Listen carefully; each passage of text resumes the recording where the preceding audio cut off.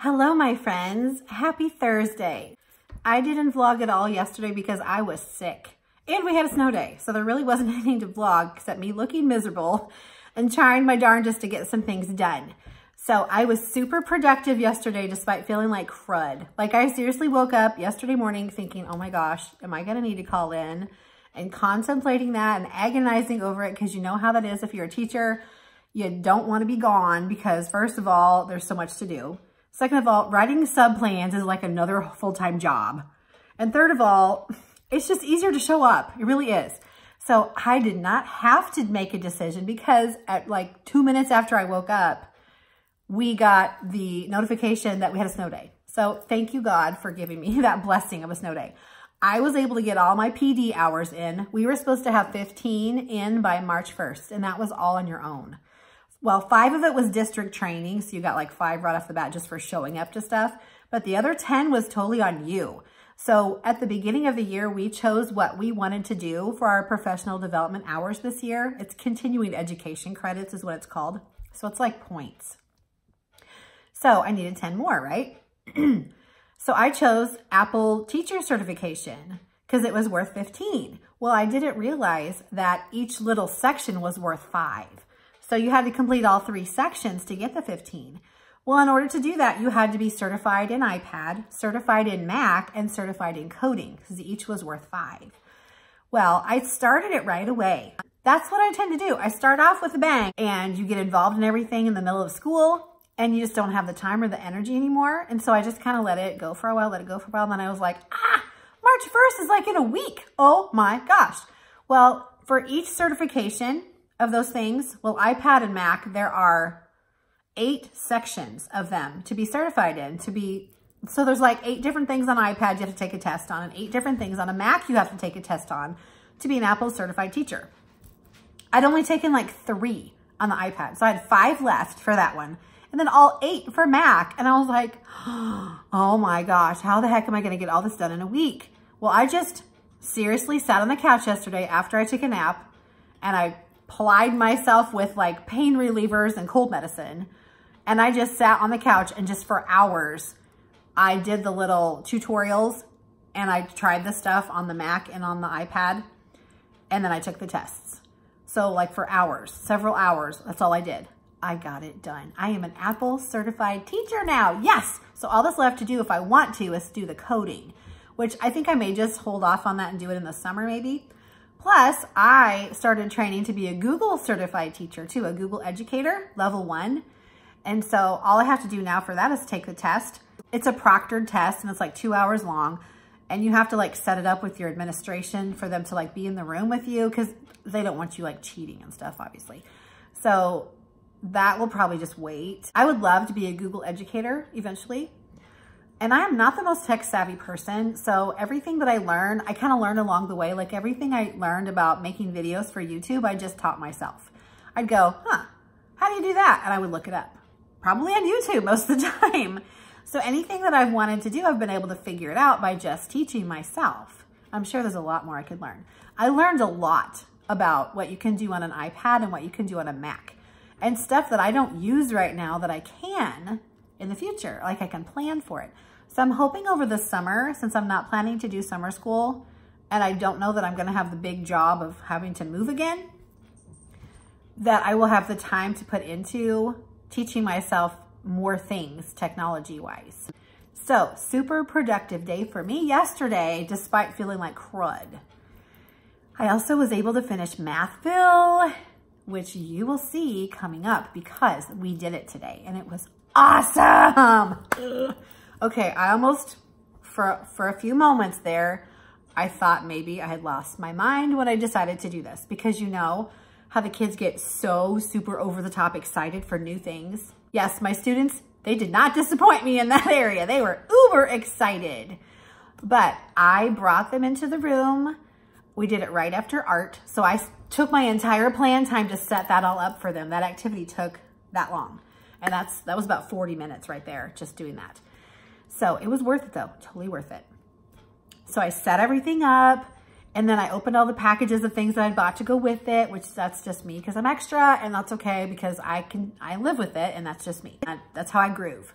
If you're not extra, that's okay. No shame. You do you, right? This is me. You know I'm extra if you've watched me at all. So it was super cool. I had the kids come in and I said, welcome to Mathville. And they're like, what? What is this? And I said, come have a seat and we will talk about it. And I talked about how they were all now citizens of Mathville. They were going to be traveling with their travel brochure, which comes in the packet. I'll link the resource again down below, which I've been linking for a long time because I've been talking about it for a while. Anyway, they had their travel brochure that they took with them to every station is what it ended up being. And what it is math stories, word problems, because most students kind of had trouble figuring out how to solve them. Some of the kids had no trouble at all, but you will probably have a chunk of your students, we probably have this in common, that just struggle. I struggled as a student. I could not do story problems to save my life, but nobody sat down and really explained them to me like we do now. So it was just kind of like, if you don't get it, too bad. So that is why I'm like, nope, not gonna happen to my class. We sat down and I talked about what Mathville is. I talked about each shop that was in Mathville, and I even added one. Now, Kori Markussen from True Tales of a Teacher is the one that created this resource, and it is amazing on its own. I have 22 students, and there were 9 stores or buildings, whatever, to go to. And I thought, you know what? I think I want 10 because I don't want like 4 people at a section. I want maybe 3 at the most, 2 or 3. So I made another store, and it's the candy shop. And what I did was I took her resources and I just like changed the names on them a little bit. And I made new story problems to go with that one. And it worked out great. That one was a little harder because I made it multi-steps. That was like the hardest one in there probably. I wanted one of them to be super challenging because they need to know how to problem solve. I did need to give more support with that one because some of them were just like, what is this? And I said, well, let's read it carefully. That was the biggest thing that I had to get them to think about was, if you don't understand what it is, read it again. I mean, it's there for you to read. It was super awesome. It took a big chunk of the day, but that is okay because it was worth it. It's a skill that they need to have all the way through school. They need to be able to problem solve. They need to be able to eliminate unnecessary information. They need to pick out the information and figure out what to do with it. So that was really cool. At the end of the day, I had the kids come to the rug and I said, okay, I'm just gonna have you use hand signals for this. We're gonna save our voices. We're all kind of tired. It's been a long day, but a good day. And I asked them if they liked Mathville, and they all were like, yes. And I asked them if they'd like to do something like that again. And they all were like, yes, with their thumbs. And I said, oh, good, because I love to do stuff like this. I really do. That's like my thing. I love to be creative like that and go outside the box and be extra and all that kind of stuff. Just make it more engaging and more interesting. Just throw that in there randomly and surprise them with things. So I told them that I already have things in the works coming up, and they're so excited. And they're like, writer's workshop? And I said, yes, there's a writing thing coming up too, which is going to be the Starbucks Cafe for the opinion writing, because that's our next quarter's writing thing.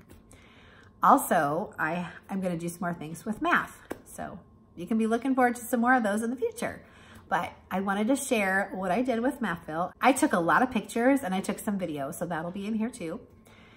And we just had a really good day. But like I said earlier, I was starting to question my sanity at one point, because if you're going to do something like this, you have got to expect from the get-go that it's going to be a little chaotic and it's going to be a little loud. You just have to know that going in, because it is. It's just chaotic and loud. That's just how it is.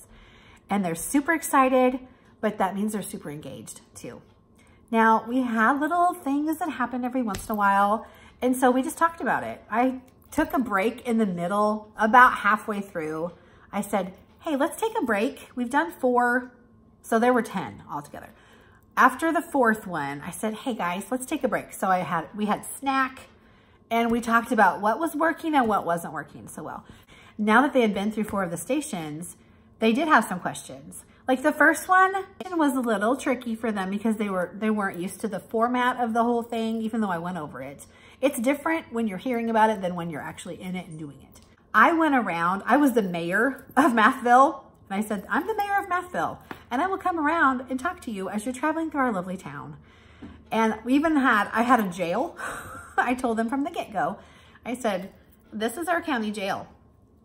I said, I don't think we're gonna have any people in the jail today, but in case we have some offenders that are breaking the Mathville rules or the laws of our Mathville, then we might have to have like a timeout in the jail. And so I told them, like, there's a noise ordinance in Mathville, so you need to be using your partner size voice. There's also like, you know, we had to be responsible, and there was no running in Mathville. That was against the law in Mathville, because obviously you can't be doing that inside the classroom anyway, but I was just kind of making it silly so they would think about it. So nobody joined our jail, thankfully. They were empty seats. That was really good.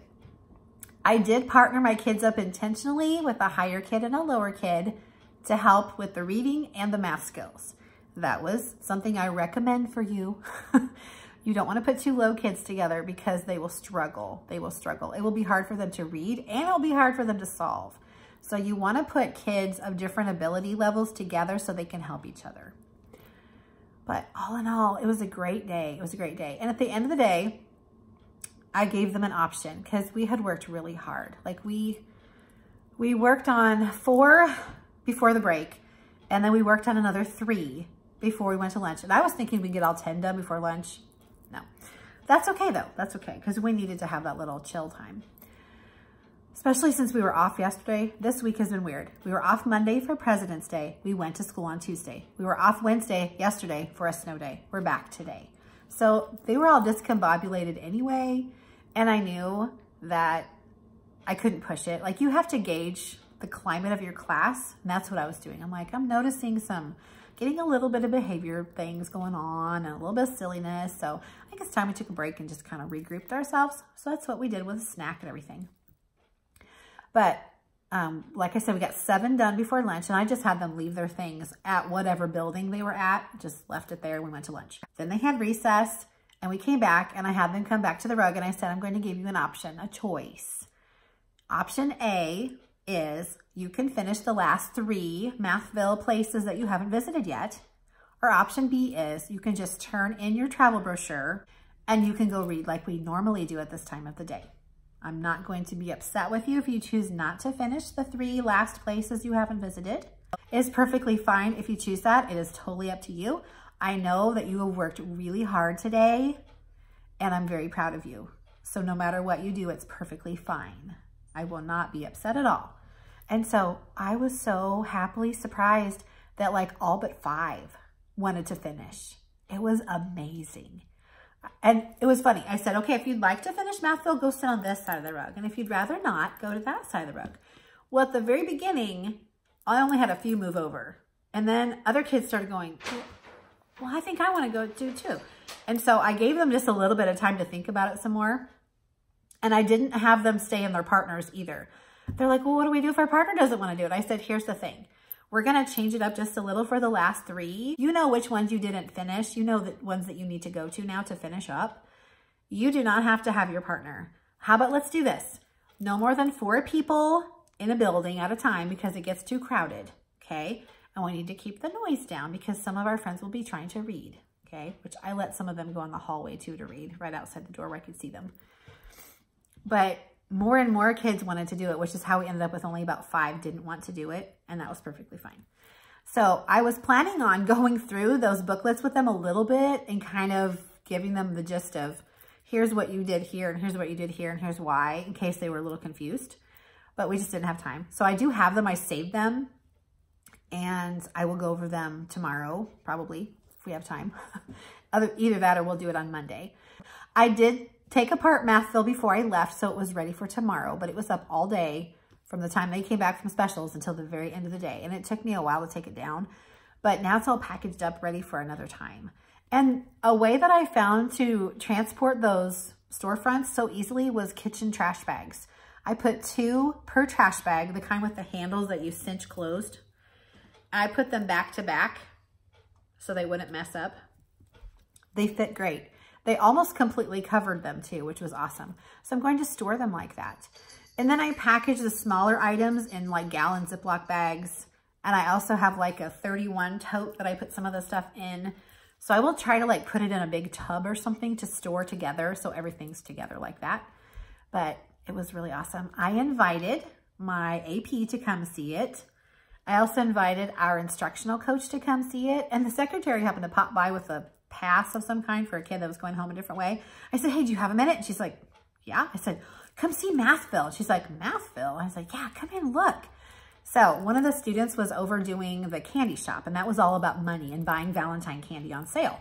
And they had to decide how much money they had. They were given certain amounts of coins, like you have this many quarters, this many dimes, this many nickels. How much money do you have? You need to buy Valentine candy for your family of 6. The Valentine candy is on sale. Here's how much it is. Can you buy enough candy for your family? How much money do you have? And how much money do you have left over, if any? And so they had to do 3 steps with that one, which was really cool. And I did give support on that one because that was trickier. That was a lot of thinking involved. But inside their brochure, they had lots of space to write and formulate and stuff. So in their brochure, they wrote the name of the place they were visiting. They circled whether it was problem 1 or problem 2 because each place had 2 different story problems. And I told them, you will be doing both of them in each building. So make sure that you write down both of them. Then there's a place to draw it out. And then there was a place to solve it and then put the equation. Plus there was a spot to decide how you solved it. Did you compare? Did you use part, whole?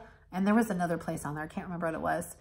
But I said we would go over that later because some of them were really confused. They're like, I don't know what to do with that. And I'm like, that's okay. We can do that together later when we go over each place.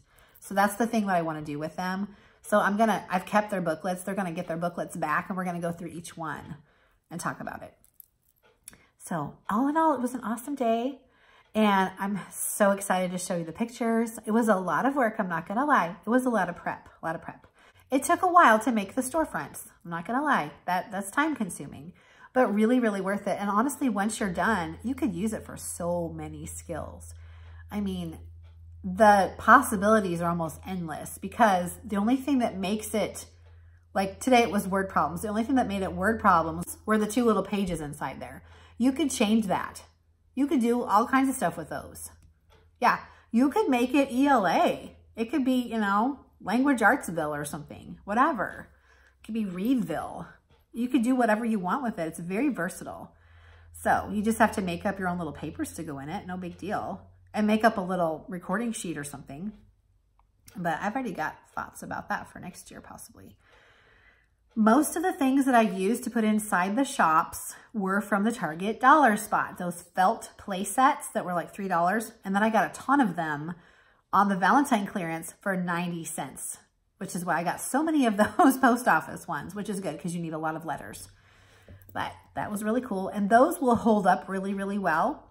Now, you don't need any of that stuff. Everything you need to do Mathville is already in the resource. You just print, and I would suggest laminating unless you're just going to toss it and print it out again. But it holds up better if it's laminated, and then you don't have to do it again. So, like, everything you would need is right in there. It was really, really cool. I just cannot tell you how awesome it was to see the excitement in their eyes and the engagement and how they work together with their partner to help each other solve the problems. It was so awesome.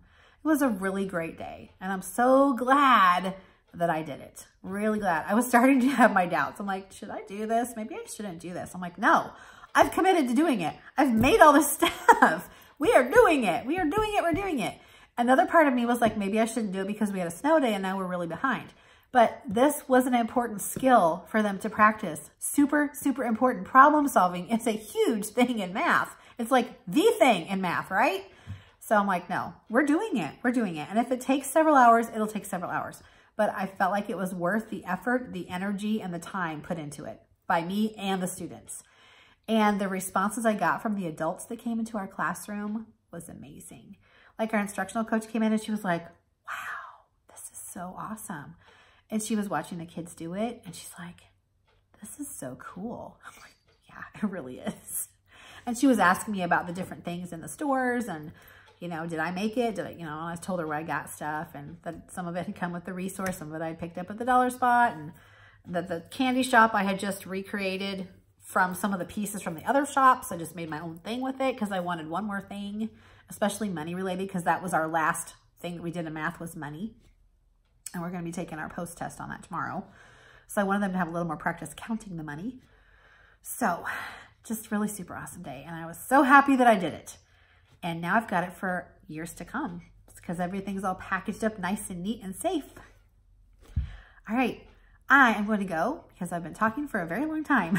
And I'm sure you're probably tired of hearing about Mathville, but I just cannot tell you how excited I am. So thank you again to Kori Markussen, Two Tales of a Teacher. I've already thanked her on Instagram because she's amazing. And if you do not follow her, I invite you to go check out her TpT store. She has amazing things, really creative, awesome things. And I suggest that you check her out on Instagram too, because she posts things like quite frequently, and she does Insta stories, which show you how she uses things with her students. And it's really inspiring. So thank you again to Kori Markussen. And I'm going to say goodnight, and I'll see you tomorrow.